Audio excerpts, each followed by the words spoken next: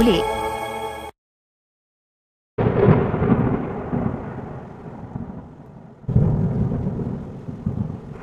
भैया जी ये आलू कैसे दिए और ये पालक भी बता देना।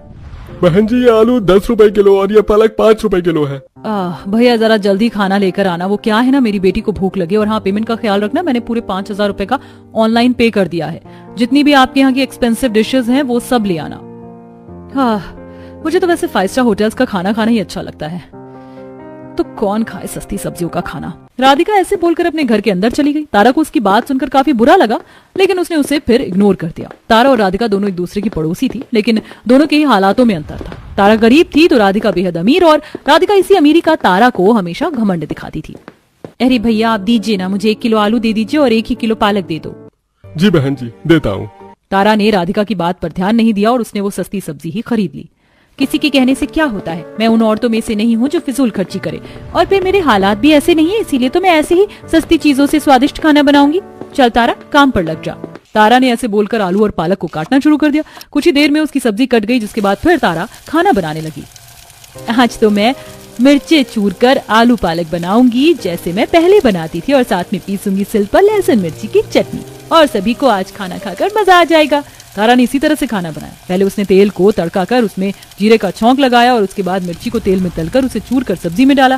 तारा ने सब्जी में डालने वाले सारे मसालों को भी हाथ से ही कूटा, और जब उसकी सब्जी तेज आंच पर पकने को रख गई तब उसने सिलबट्टा बिछा लिया और वो हाथ से ही चटनी बनाने लगी कि तभी अरे वाह, क्या खुशबू फैली पड़ी है घर में। बहू क्या बना रही है? माँ जी, गौरव जी का आलू पालक की सब्जी खाने का मन कर रहा था तो बस वही बना रही हूँ, आलू पालक और साथ में लहसुन की चटनी। आज के खाने में तो बहू मजे ही हो जाएंगे। अरे वाह, आलू पालक मेरा मनपसंद। माँ मुझे बहुत पसंद है आपके हाथ का आलू पालक। अच्छा माँ मैं बाहर जा रहा हूँ, जब खाना बन जाए तो आप मुझे बुला लेना। राजू ऐसे बोलकर चला गया। एक तरफ गरीब बहू की रसोई में खुशियाँ पक रही थी, तो वहीं दूसरी तरफ राधिका, तुम कब से बैठी हुई बस कभी टीवी तो कभी फोन में लगी हुई हो। आज खाने का क्या करना है? वो मैंने ऑर्डर कर दिया है माँ जी। हाँ बस अब 10 मिनट में वो शायद लेकर पहुंच ही जाएगा। आज भी फिर से बाहर का ही खाना। वैसे कितने रुपए का बिल है आज का? ज्यादा नहीं माँ जी, बस 5,000 रुपए का बिल है आज का।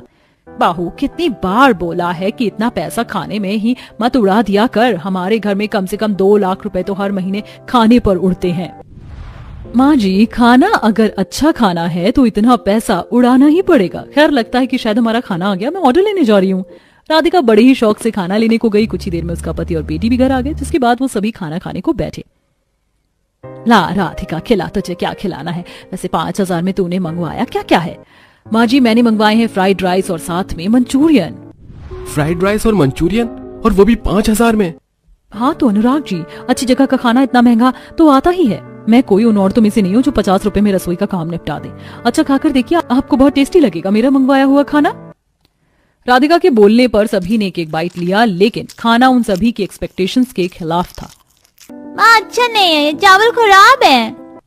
राधिका ये खाना तो जरा सा भी स्वादिष्ट नहीं है, बल्कि इसमें कितना अजीब सा स्वाद आ रहा है। नहीं तो खाना तो काफी अच्छा है, आप लोगों का शायद टेस्ट सही नहीं होगा इसीलिए आपको टेस्ट नहीं आ रहा है। आज भी पूरे 5,000 गए मिट्टी में। खैर अब जब ये बकवास खाना आ ही गया है तो चलो खा लेते हैं। सभी परिवार वालों ने इतने पैसे उड़ाने के बावजूद भी बेदिली से खाना खाया। तो वहीं दूसरी तरफ वाह तारा, सच में तुम्हारे हाथों के खाने का तो कोई तोड़ ही नहीं है। अच्छा ये लीजिए गौरव जी, 10 रुपए बच गए हैं। मैंने तो बस तुम्हें 85 ही रुपए दिए थे आज के खर्चे को, उसमें भी कम से कम आज का काम हो गया ना। जी हाँ, आज सब्जी मुझे और भी मंदी मिल गई तो आज 50 रुपए की जगह 40 में ही रसोई बन गई। वैसे पैसे की क्या है, आपको खाना अच्छा तो लग रहा है ना? ये भी कोई पूछने की बात है, बहू तेरे हाथों का खाना अच्छा ही लगता है। तारा के सभी घर वाले ऐसे ही तारीफ करते हुए खाना खा रहे थे। एक तरफ तारा की ही पड़ोसी राधिका थी, जिसके घर में 5,000 रुपए की रसोई में भी स्वाद नहीं था। तो वहीं दूसरी तरफ तारा थी, जिसने 50 रुपए से भी कम में अपने परिवार वालों को खुश कर दिया था। रोजाना ऐसे ही सिलसिला जारी था। राधिका अपनी रसोई के लिए इतनी महंगी महंगी चीजें ही मंगवाती थी, लेकिन फिर भी उसको खाना टेस्टी नहीं लगता था। तो वहीं दूसरी तरफ तारा 50 रुपए में ही सबका दिल खुश कर देती थी। ऐसे ही सिलसिला चल रहा था कि एक दिन यामिनी तारा के घर आई। अरे आप आओ आओ यामिनी जी, आज सूरज कहाँ से निकला था जो आपका हमारे घर का रुख हुआ? कुछ नहीं जी, वो बस मैं ऐसे ही टहलने को निकली थी तो सोचा कि आपके घर ही होती चलूं। हाँ हाँ गंगा जी, क्या बात है, पूरा घर खुशबू से महक रहा है। क्या बनवाया है आज अपनी बहू से? कुछ नहीं, आज तो बस मेरी तारा ने आलू की भुजिया और रोटी बनाई है। तारा बहू, थोड़ी सी आलू भुजिया और रोटी ले आ, यामिनी जी भी चख लेंगी। नहीं नहीं जी, परेशान मत होइए। अरे इसमें परेशानी की क्या बात है, लेकर आ बहू। गंगा की बात सुनकर तारा ने एक प्लेट में आलू की भुजिया और रोटी निकाल दी और वो उसे यामिनी के पास ले आई। जब यामिनी ने उन्हें खाया, हे भगवान, ये खाना तारा ने ही बनाया है। और कौन बनाएगा, मेरी बहू ने ही बनाया है। ये तो बहुत स्वादिष्ट है, सच में मजा आ गया। यामिनी को तारा का खाना बहुत ही ज्यादा पसंद आया। उसको खाने के बाद जब वो अपने घर गई तो वो राधिका से भी तारा की ही तारीफें करने लगी। हाँ माँ जी, समझ गई मैं, अब इतनी भी तारीफें मत करो। बहू, हम तो खाने पर ही इतना पैसा उड़ाते हैं, जब भी हमारे खाने में वो स्वाद नहीं आता जो तारा के हाथ में है। उसकी 50 रुपए की रसोई हमारे 5000 की रसोई से बेहतर है। अपनी सास के मुंह से राधिका को तारा की इतनी तारीफ सुनकर काफी गुस्सा आ रहा था, इसीलिए उसने मन में सोचा, माँ जी उसके हाथ के खाने की कुछ ज्यादा ही बड़ाइयां नहीं मार रही है। अब तो मैं भी माँ जी को अपने हाथ का खाना बनाकर खिलाऊंगी। राधिका ने ऐसे बोलकर अपना फोन उठाया और काफी सारे रसोई के बर्तन और सामान वगैरह बुक कर दिया। कुछ ही देर में उसका सामान आ गया, जिसके बाद राधिका ने खाना बनाया। क्या बना रही है बहू? खाना बना रही हूँ माँ जी, आज देखना मैं आपको कितना अच्छा खाना बनाकर खिलाऊंगी। राधिका ने काफी महंगी महंगी सॉसेस और चीज वगैरह मंगवाई हुई थी, जिसके बाद उसने उन सभी को मिलाकर खाना बनाया, लेकिन फिर भी उसके खाने में ज्यादा अच्छा स्वाद नहीं आया। बहू, खाने में लागत तो बहुत है, लेकिन खाने का स्वाद अब भी तारा के तोड़ पर नहीं। लेकिन माँ जी, मैंने तो बहुत ही अच्छी अच्छी चीज बनाई है महंगे सामान से। बहू, खाना महंगे सामान से नहीं बल्कि प्यार से स्वादिष्ट बनता है। तारा बड़े ही प्यार। क्या माँ, तारा तारा तारा आपने लगाया हुआ है। अब देखना, इस तारा के ही खाने को मैंने मात ना दे दी ना तो मेरा नाम राधिका नहीं। राधिका ने तारा से कंपटीशन का मन बना लिया। बस फिर क्या था, उसने तारा से इस बारे में बात की और उन दोनों ने अगले दिन कंपटीशन रख लिया। माँ जी, हम लोग राधिका के जितने अमीर तो नहीं है, तो मैं वही बनाऊंगी जो मैं बनाती हूँ। आज मैं दाल चावल और साथ में साग बनाऊंगी। ठीक है बहू। तारा ने सादा सा ही खाना बना लिया, तो वहीं दूसरी तरफ राधिका ने काफी कुछ एक्सपेंसिव जैसे बटर चिकन, पिज्जा और काफी सारा एक्सपेंसिव खाना बनाया। कुछ ही देर में उनके घर वाले चखने को आ गए, जिसमें वैसे मैं सच बताऊं तो आज भी तारा का ही खाना अच्छा बना है। आपको तो तारा का ही खाना अच्छा लगेगा, वो आपकी फेवरेट जो है। देखूं तो कि कैसा है। राधिका ने ऐसे बोलकर जैसे ही तारा का बनाया वो खाना चखा तो उसकी आंखों में आंसू आ गए, क्योंकि उसकी 5000 की रसोई को तारा की 50 रुपए वाली रसोई ने पीट दिया था। ऐसा कैसे हो सकता है? ये खाना तो बहुत ही स्वादिष्ट है, सच में। मैंने कहा था ना बहू कि तारा का खाना बहुत ज्यादा अच्छा है। बहू, अगर कोई किसी काम में हमसे बेहतर होता है तो हमें उससे सीख लेनी चाहिए, ना कि इस तरह से जलना चाहिए। तो समझ रही है ना? यामिनी की बात सुनकर राधिका को अपनी गलती का एहसास हो गया। अब राधिका की जलन भी खत्म हो चुकी थी। उसने तारा से माफी मांगी और उससे खाना बनाना सीखने की बात की और अब सब कुछ ठीक हो चुका था।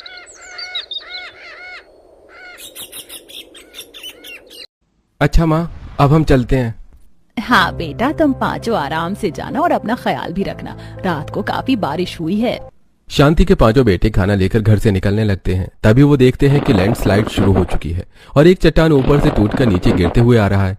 पर क्योंकि शांति अपने पांचों बेटे बहू के साथ पहाड़ की सबसे निचले इलाके में रहती थी, इसलिए वो टुकड़ा ऊपर की ही पहाड़ों में अटक जाता है और पांचों बहू लंबी सांस लेते हुए अपने पति से कहती हैं, भगवान का शुक्र है कि वो बड़ा सा पत्थर नीचे नहीं गिरा। अगर नीचे आ जाता तो ना जाने कितने घर बेघर हो जाते। आप सब डरिए मत, हमें कुछ नहीं होगा और हमारे काम पर जाना बहुत जरूरी है। हम पहाड़ी लोग अपनी जान हथेली पर रखकर पहाड़ों में रहते हैं और काम करते हैं। इतना बोलकर पांचों भाई खाना लेकर काम के लिए निकल जाते हैं। इसी तरह कुछ दिन बीत जाते हैं और एक दिन जब शांति के पांचों बेटे काम पर होते हैं तो गांव में पहाड़ टूटने से काफी लोगों की मौत हो जाती है और ये खबर सुनकर शांति और उसका पूरा परिवार काफी परेशान हो जाता है। माँ जी, मेरा तो दिल बैठा जा रहा है। हम पांचों के पति भी तो ऊपर पहाड़ पर रास्ता बनाने का काम कर रहे हैं। अब तो जब तक भैया घर नहीं आ जाते हमारे अंदर का डर ऐसे ही पलता रहेगा। पता नहीं किस किस की मौत हुई है। मौत की खबर से शांति और उसकी पांचों बहुएं काफी परेशान होती हैं, पर शाम को जब उनके पति घर आते हैं तो उनकी जान में जान आती है। इसी तरह कुछ दिन बीत जाते हैं और एक दिन पांचों बहू अपनी नंद काजल और गांव की कुछ औरतों के साथ सूखी लकड़ियां अपने और बकरियों को चराने के लिए ऊपर पहाड़ पर जाती हैं। जो पहाड़ के सबसे नीचे हिस्से में है उन्हें भी परेशानी और जो ऊपर है उन्हें भी परेशानी। ऊपर का झरने का पानी कितना साफ रहता है पर नीचे आते आते तक कितना खराब हो जाता है। इसीलिए मैं तो ऊपर से ही पानी लाती हूँ। थोड़ी मेहनत लगती है पर साफ पानी तो पीने को मिलता है।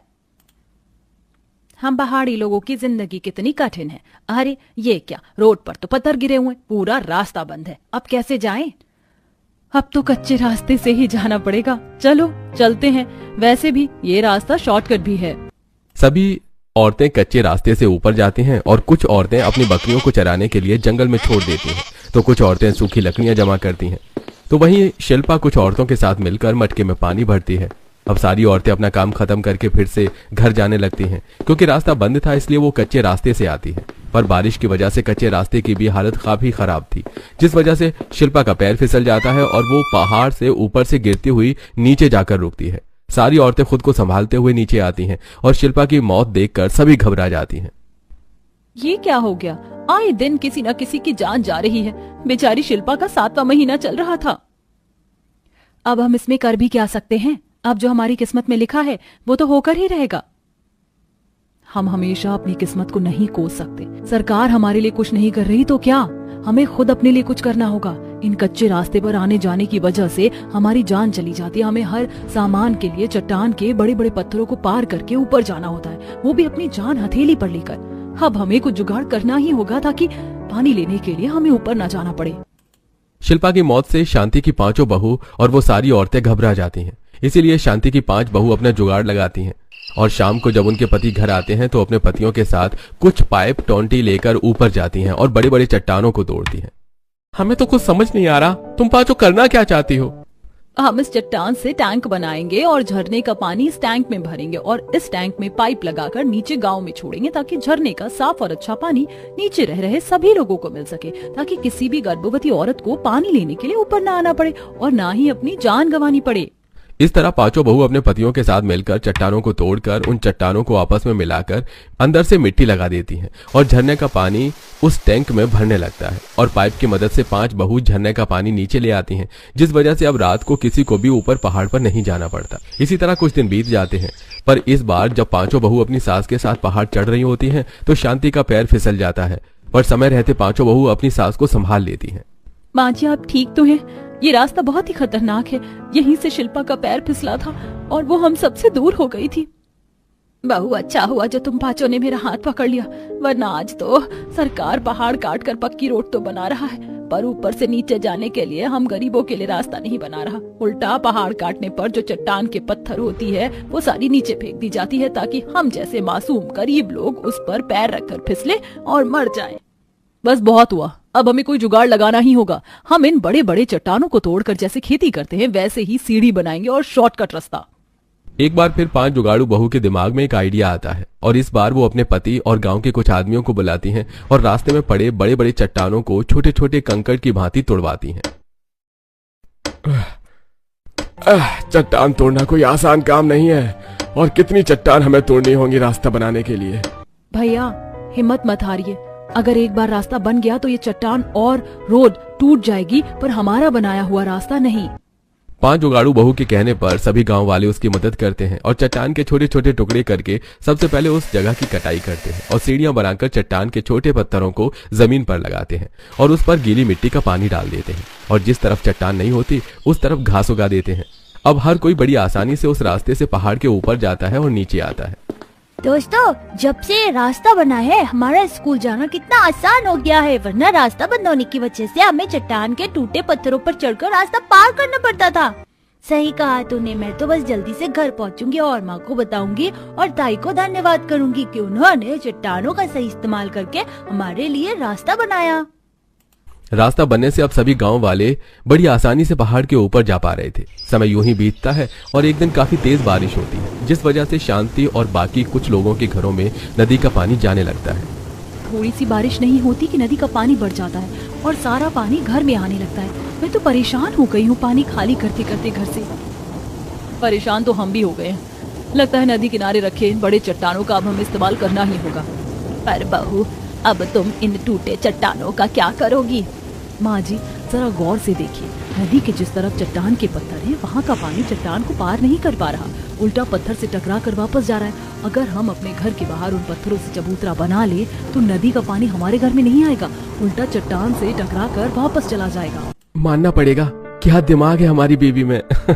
इसे कहते हैं असली जुगाड़ू बहू। 5 पति को अपनी बीवी का जुगाड़ काफी पसंद आता है और वो लोग उसमें अपनी बीवी का पूरा साथ देते हैं और नदी के पास से अलग अलग जगह से चट्टान के पत्थर लाकर अपने घर के बाहर चबूतरा बनाते हैं। अतुल जी देखिए, इधर से घर में पानी आ सकता है, एक चट्टान इधर भी रख दीजिए। भाभी, घर के बाहर हमने बड़ी बड़ी चट्टानें तो रखी हैं, पर हम चट्टान पार करके कैसे जाएंगे? मैं ये छोटे पत्थर क्यों लेकर आई हूँ, इससे हम सीढ़ी बनाएंगे चट्टान को पार करने के लिए। इस तरह पांचों बहू अपने पति सास के साथ मिलकर घर के बाहर चबूतरा बनाती हैं। अब नदी का पानी जब भी उनके घर की तरफ आता तो वो चट्टान से टकराकर वापस चला जाता और पूरा परिवार अपने चबूतरे पर खड़ा होकर ये नजारा देखकर काफी खुश होता है। हमारी एक और मुसीबत खत्म हुई।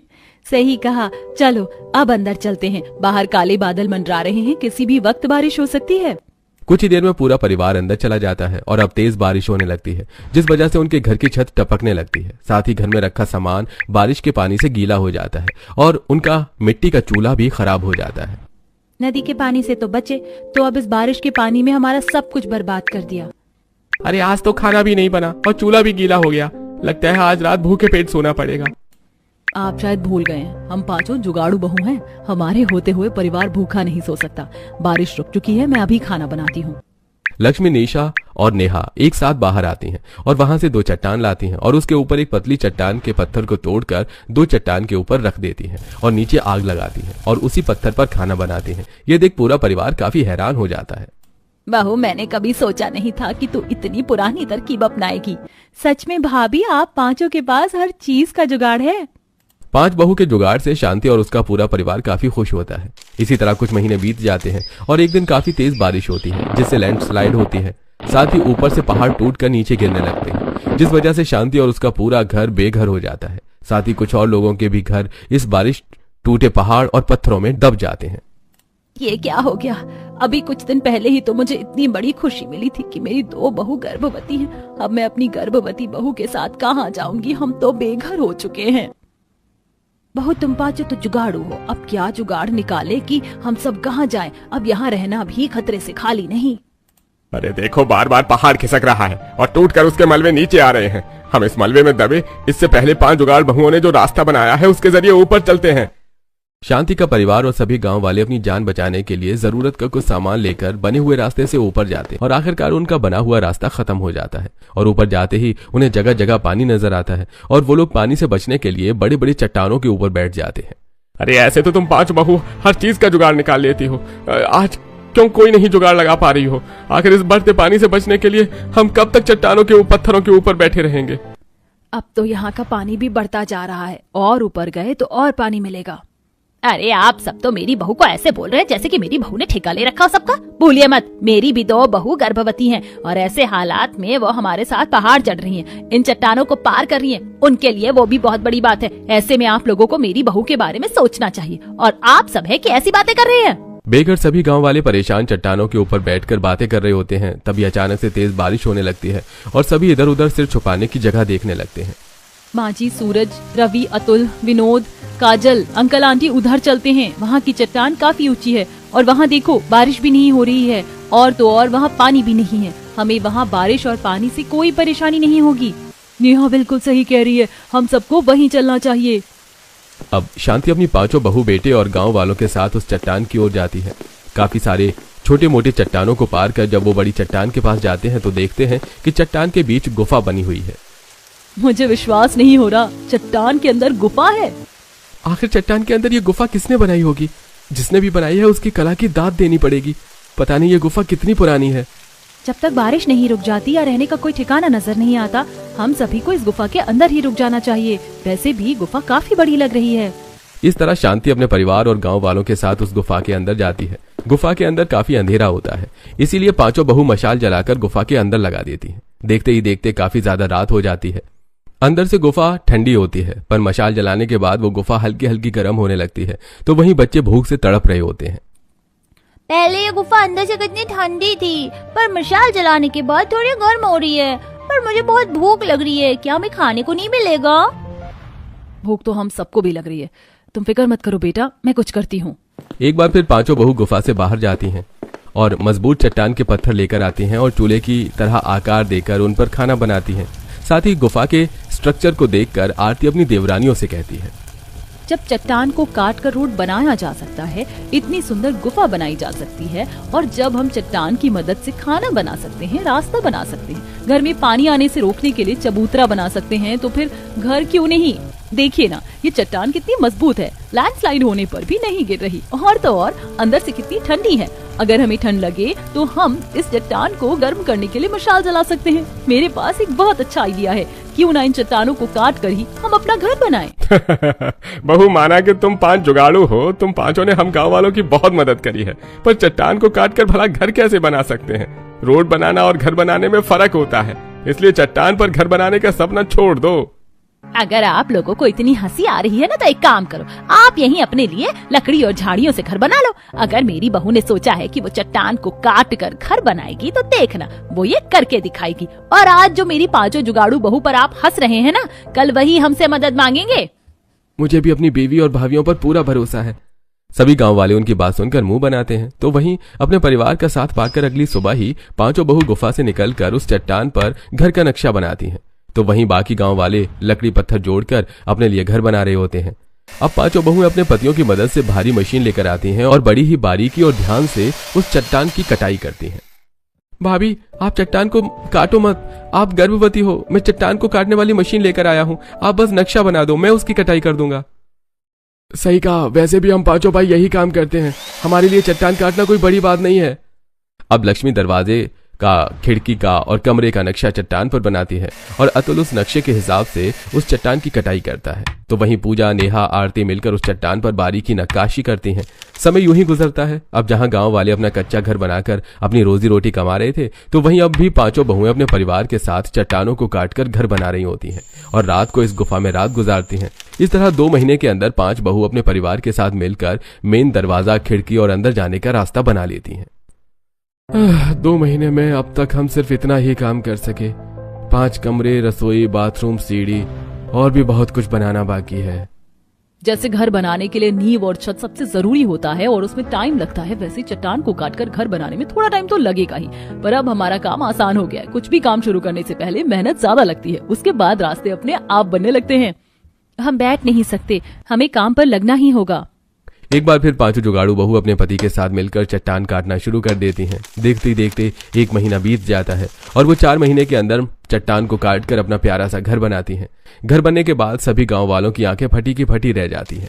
समय गुजरता है और एक दिन तेज बारिश होती है, जिसमें गांव वालों के कच्चे मकान टूट जाते हैं और वो लोग मदद मांगने के लिए 5 जुगाड़ू बहू के घर आते हैं और अंदर उन्हें काफी सुकून, शांति और ठंडक महसूस होती है।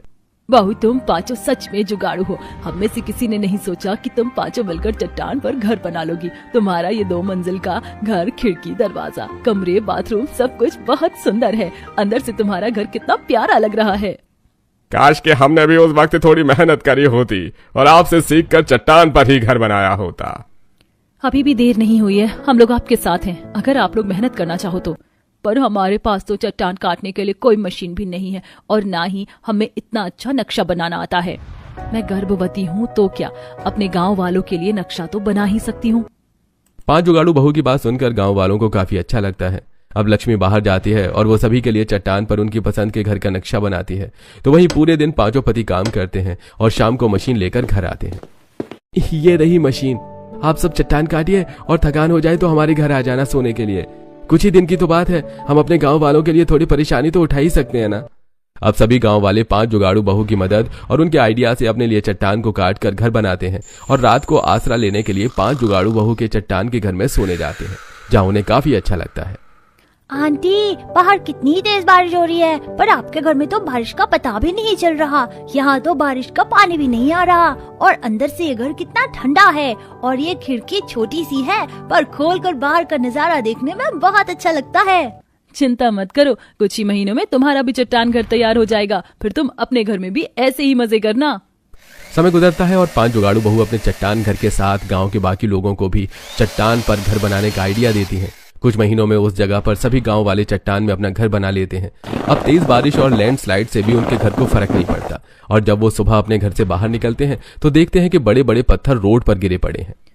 भगवान का शुक्र है जो हमने लक्ष्मी, पूजा, नेहा, आरती, निशा बहू की बात मान ली और चट्टान को काटकर अपना घर बना लिया, वरना इतने बड़े पत्थर अगर हमारे घर पर गिरते तो हम सुबह होने से पहले ही भगवान को प्यारे हो जाते। अरे वो तो है, पर जाना तो हमें इसी रास्ते से है। चट्टान पर घर तो बना लिया, पर रोज काम पर जाने से पहले घर के बाहर की सफाई करने की जिम्मेदारी हाथ आ गई। इतना बोलकर सभी हंसने लगते हैं और गांव के सभी आदमी अपने घरों से बाहर निकलकर एक दूसरे की मदद से घर के बाहर गिरे पत्थर, टूटे पेड़ की डाली को हटाते हैं और रास्ता साफ करते हैं और खुद काम के लिए निकल जाते हैं। तो वहीं चट्टान पर घर होने की वजह से अब पांचों बहू और गांव वालों को किसी भी तरह की कोई समस्या नहीं होती, और अगर कभी होती तो 5 जुगाड़ू बहू कोई ना कोई तरकीब निकाल लेती हैं।